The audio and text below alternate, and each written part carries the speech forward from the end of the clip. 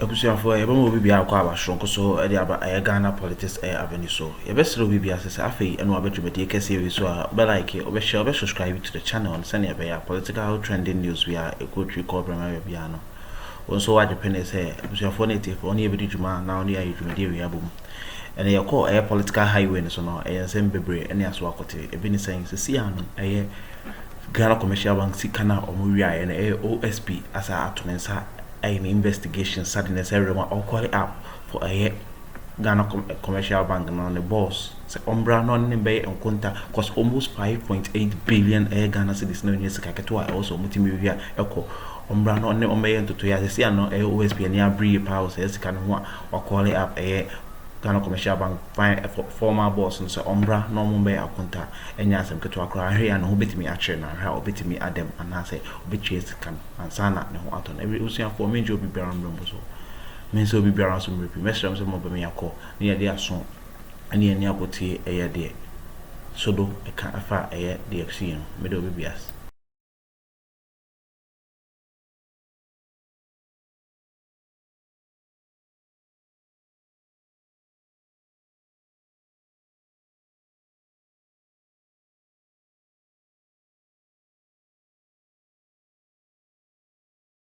post say Nana Akumia so person national chairman say omo yisu wontumi awie me who ya na say wontumi is in trouble as I say wontumi Nana Akumia omo the same camp Bawumia okay and one camp can never present someone is serious two candidates say monko contest for national chairmanship ye nyina so wontumi aka kire say obekọ for national chairmanship the jomo who say no wontumi no wan hwe ya na me ko mamba okwa ba asensebe yemfa substitute enye dem embrem entisana omoye now free ho a no abade Mahmoud Bawumia abeka kire Ghana fo ise ye friend say me enhwe omo didi atemo mo ne camp no na we kra kire say Elisa ya dwene ho say be PTA chairman one go for ne kasama wo na leader no leaders are supposed to lead wo hu se nkofo bi a wa select wo mo no wo mo ade a wo mo ye ne ye nguase first of all mo nkanya nsasem number 2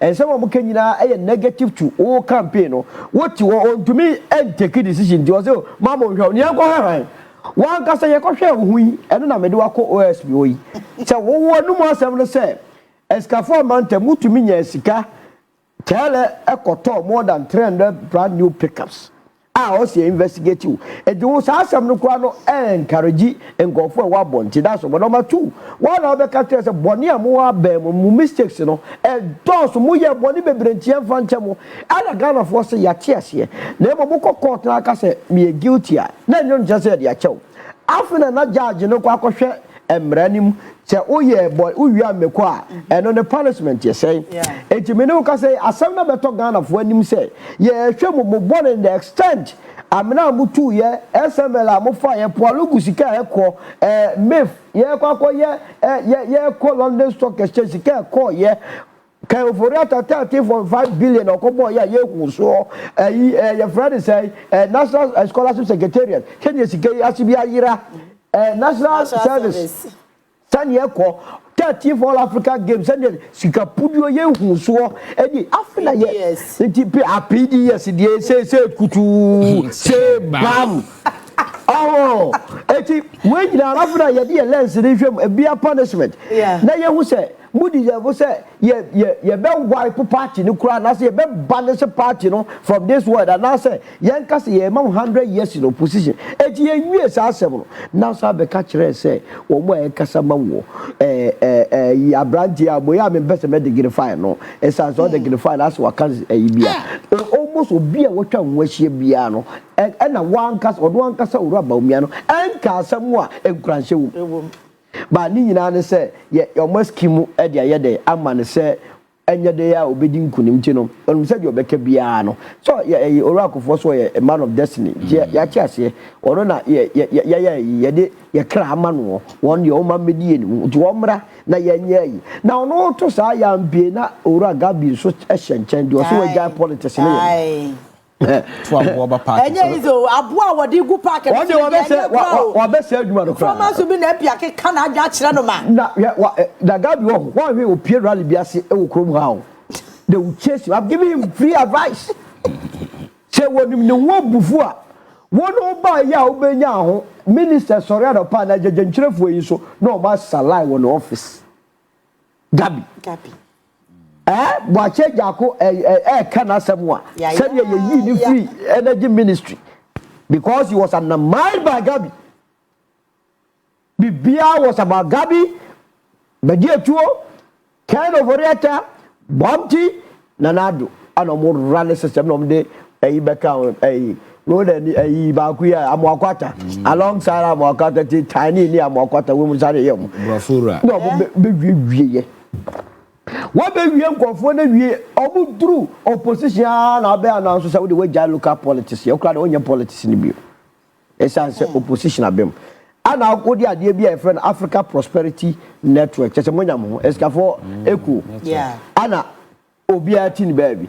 Everyone was saying, Canam said this time, when you sent to be said, one we have PDS and some semi, or more be logo na fra. Was sounds of a political, you say, Obabi did the same party for an assembly, say, Grand. Said, Yamudi a two or more. Now, Obia got transform. Now, you have one was and now you want to be pay free court. Now, you say, or the design say, I will champ from and no mark in the court. And we are see who one more court from Rafidia, a group baby, a Cruciana, you do court now, or hear one, yeah, or Majano. What's the same to me, Bellino? Michelle won't to be the I'm so sworn who we are say. The governor himself. Obi also no former president kwa santimante mo ne security clearance free no no one wo gi gold I have power and opie ya o cham from no is one dey wiase na kwakoduro abronya nso mete se o mo fa no nra to ya sa no na kwakwa ye yi ti Gabi no ehu se o se bebe ka bi se de be ya eba MPP fo no betua dey aba beta mechi anu akwakoto asema waka kura die ama party fo no bu ofu o shaase se okasa na Greater Accra Regional Women's Organization oyifu se asemo de bon afi ha wakum se won siro so wonsu esanse okuma se no Gabi on ka sempa bia oni MPP card onye MPP member da no kuta British passport o de nam krom hanmo nti ono no o ka wi a no akotana the UK. That's what they have done to us. But because party they were so weak. Because political party and some party said this about power. John Mahama and his family cannot say so. I'm going to hear a Juma party, my party, my power. Obitin na kurase wo kukurase wo awotia ebura ekos watendidi ekos woni na busua omo na gima party. That was the same thing with the MPP. Papa bi no wo kumas no Oscar friend banks billion. Wako jiji businessmen sika de bre MPP mo ye campaign papay eti honmo Akuffo Addo aba abedi abe mo first year so me man time young guys na wanna say papa ye sika na abegiji at least contract ba ku mienu bi kura ye so de betie kazo okwa papa kwa ni adada o de ahotiti sa to uja sa nkofo no owu ye mfa so me nya no o no so no ebomo wu ye de boa me esa se na me project to abi woni kuro mo kwanti ye kwa no alpha e so ye nya no so am but that man died because of a new respected businessman no woman the Santi region here omo ebe boa party say eba ka ma omo so adwuma betumpo no or to me unsatisfied ferry ani yidie fanyina mawo no de call ye sadwuma wani esi ena no Bawumia ye campaign odura santimante mo share businessmen obibini otonsuo ni ade wo se opani enye se bia ye baba be ka yakushu agotu no wagu madwuma mam madwuma nyina egu be oba ye na be three produce say ni say electricity bill water bill ntino adwuma na egu to be tra na wo kan ye ntio eno na businessmen wa santimante nyina bo mu nsem say wa edema no MPP wo position na businessmen sponsor. And the MPP cannot get a single businessman or didn't see about Bishop. As I say, what children who say, more than 2 million bar, more than Bakubi, and American is saying so. It also affects the same National Democratic Congress. what to all manas will be my position so kaka utrim and him for now no campaign one now no boom and then what is your relationship with them escafo amantem and when you be tomorrow south so much tomorrow few or na no na catch Ghana for some mumpa ba esa say your party na nya ba bedwawi wa mu nyina de se mu wi a ne so de abebum e de bom wi a na mo ba look Kakenofurata, Yanni was what go, yes, or America. Yes, Interpol that there was no way Ghana for getting to be free from what can I do? Kenofurata, yes, you know. What are you talking about? As the Bonibi, as the Bonibi. Yanni billions of dollars according or no man hundreds of millions. Now the Faco. Can any year? Now, when that can be done. But on the number now, South 52 billion Ghana cedis now, a move from the tax account at the GCB to an unknown account, you know, the office of the special prosecutor, and then here. Just can be in account and go for the Twitter, filing for 4.6 million. Na kamo start say more tata wonum na what Jesus kanwa. I'm telling you, Obienwa go be the Akroma. Enti MPP ne de said yeah CPP. Akodu Grand Zero yi. Omu nyina so the started political activism. So say UP and CPP. Yeah. And to me as atani ata. Ba kumbe wu na ba kucho. Da bi. Esa na nature nye fair. Say yeah CPP call you know. Yeah. It is time for the MPP to also go. Na yenya fresh face. Yenya ba na so another new party but also be clear this year free.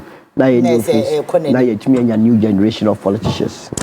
Alright, yeah, fast dama ex natural mineral water in super papa me pacho baby abeko jasubiano ya bomode na hwehwe ex natural mineral water ye kama pa nsuo de say illegal mining aye ntini unum nsuo a wasa odwen hu mienu ya wode ye betimi ede enuro asone so a enuro no emmu so because alum na yede so nsuo no so kra no esen buso a eno so kra ya poison o intime pacho ya wonu mu nsuo a no wape ensu papa wo benum a kire no nsusanso bia ye nipadue ye kra ye 70% ye nsuo sa na doctor fa ka kire ye eno ye Ivan mu no mo de sa apona to ye trim omo no makoye omo nurse ne o medicine eno ma kire ye say nipadue na 70% ye nsuo nti a kire wo say any day bia every day wo sorry a o so ma nsuo hu hia akra chen aduane pacho nsuo no onoma na wahwehwe ex natural mineral water eno ene betimi aboa na your second topic no so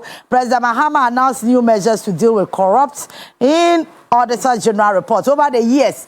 I say yet why ye trains Auditor General report beba no sika se ne yahwere ye ntena se nkasa afi die Auditor General report beba no na esika no e wose ye de ye ade we ye de ayama mfaso kra ba ye nya profit adase ye save ye de fiti yanka to apenso Auditor General report bi bi obi awiaye ni ahye da de brofato so misapplication of funds na no say takrade de we say takrade tamale teaching hospital ya validate obi a wawu 2 years 2 months amada bia controller tuaneka sama ni free sama pom no abeyi pay no okọ 2 years o ama 2 months kra beto so kwalebu the same thing just what me say public accounts committee tinasi papa bia ni ho ayase and enya we kwa over the years yare e wo and President Mahama say wadwene ho asem ne na ahomete e wo say san cases in the banka enche ne wakọ nsawom kakra at least you should be fast to go to nsawom and I think say a issue aba ye nyina ye di ho nkomo say o man innocent. I think okay very people are very vocal and very critical about this Auditor General report. I think some of us here have over the years spoken about it because on my be a bobra konenim. Sure. But Ghana and Africa, de boko yachi. Because if you go back to 1957, Ghana independence and Akroma, from that time we've been retrogressing, and that retrogression, has been happening at a lightning speed, and it is fueled by greed and indiscipline. Okay. And it's the reason why our ground zero and now we are not moving on. And corruption, financial malfeasances, misappropriation of state funds, and as a form of a catchphrase in our politics, and every day we wake up to this reality. Normal. So we feel numb. I will be away. In the past few years, Akuffo better now saying, and then I got West. Nasabi, it got to a time They were even chasing people. Yeah. They were after media people. Yeah, Mawon Kasane Nase for me. It took few people to stand up. That was the first. What's Mr. KKD? So, and he was one of the persons, especially when it comes to your friends Kenoforeta issue. Yeah, he all blew your friend saying a lot of weight on it. Magana for whom what actually was involved. It got to a point that even do you know say GTV come up by your friend up to now. No, but you need to stand for the truth. You understand? These are people more building or more life from limiting in Canada primary school. Oh yes, sure. But they are still relevant. And it means that they are sustaining you more, standing up to your conviction. And as for what is wrong is wrong, what is right is right. You understand? So it means that we need to rectify a lot of stuff in this particular country. This Auditor General report, because sense they make it. Say a mind about tenancy the whole of a year, na ya printed book kafu o kan just about 3 years na ba kan ya wie say we na ya wie a ho krata ne na abeto radio so na the 1 week na ya go through na it ends there. Nothing is done about it. And my culture say it's a culture that depicts the kind of failure you as a people, and that we need to take corrective measures to share say I didn't see no. We need to address it at your friends workplace. Now you're making sure that it doesn't fester anymore. And again, they are getting it way into the book like I said. How do we even punish these people? And you see, there is no seriousness, there is no aggression on the part of the state to pursue individuals. It's the reason why people are calling why Kenoforeta is not in this country. The reason why people are asking, say, Dr. Attorney General, and for the president to come up to say, they are coming to speed up the process. It means a heat, has gotten to him. My catcher said, John Mahama see Abrosai Magan and Ibia Toka Mano, every flowers will be at the end. Nasa one prosecuted these criminals who stole our money. It will amount to nothing. Because Ghana for wake up to a certain harsh reality. You could see Nipa sabi omunim nyansa no mu wiaw na mo saying this can we nim assign huru attach us papa mobra. When they stole your own money with impunity, and the establishment was in tacit support of everything that they were doing. So Ghana for we don't care about any other thing aside making sure that these people are prosecuted. So if we are starting with the Auditor General reporter, that's a good way, but we must also extend it to other realms because honestly kakasi no Auditor General reporter no no na no kwelebu for kotena akapa nsebunu mkoda na di wo ho or not kwalebu nya na maame de nya na papa de but we decide so betua 12-month salary. Minister nya where 30th month obi anya where ono ankasa na discretion oto na otam o man sika di sansem hunu we. And at the end of the day, people make these silly decisions and they get away with it. You understand? So I think we must begin to prosecute people just to ensure that I say deterrence is the only way you bet me that save you from this quagmire be a way. Apart from establishing the conventional red lines in the sand for people to know you don't cross this line. Once you cross, consequences await you. We will never change anything. So, President need to walk the talk and ensure that the Attorney General will speed up. You say your Attorney General offices our regional way, but how effective are they? We must begin to decentralize the institution and make it very effective at the regional level and give them that particular power to be able to take cases and ensure that they are also prosecute. See, it me yes, I know the pressure here no a bit is. The office of the a special prosecutor, you might just say useless creation. You are just wasting resources. Or no buy. I'm far baby crank or court my baby for the BS. Can you appear now? No, yes, I got a tinted card, bulletproof card. Yes, no team no coba. And how no be press conference and who so soon. Yes, now we about to lumba remes now. Just and say munisad nothing for so be a maso. I think so. You see, Ghana for our watching and then 1990 and then 2000 where people can just say anything Ghana for no longer want to hear.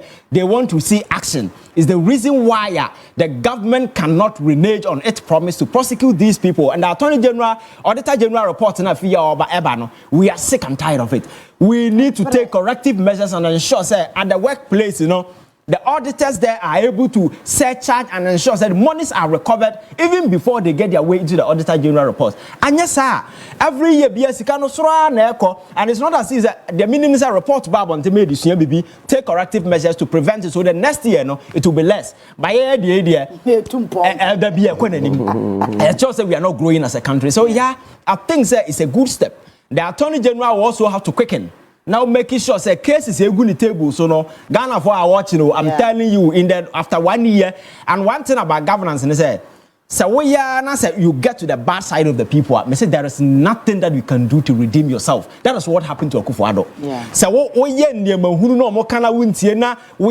you get to the bad books of the people, and trust me, you will never recover. Nothing about Ghana for anybody. So and then you don't need platforms to air your grievances. Social media, you see, people will make you dirty.